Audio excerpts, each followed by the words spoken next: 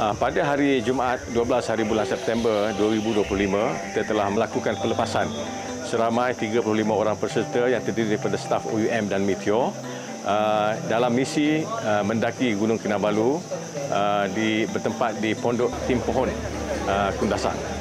Good luck to all the participants.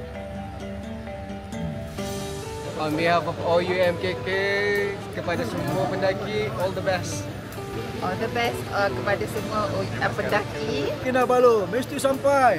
All the best to the mission of Kinabalu. Hati-hati semua ya, go well and come down well, okay? Hari ini saya gembira melihat semangat yang ditunjukkan oleh peserta misi Gunung Kinabalu pada kali ini, dan saya mendoakan semoga semuanya akan sampai dengan selamat dan akan turun dengan selamat, dan pastikan setiap orang menjaga keselamatan dan juga kesihatan masing-masing supaya keadaan terkawal. All the best to all our staff OUM menakluk Gunung Kinabalu.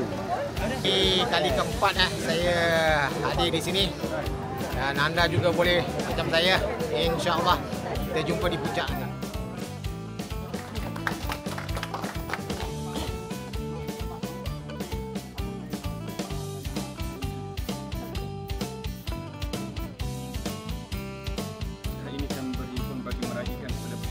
Okey. Are you okay, alright? Okay, alright. Berikan satu tepukan dulu.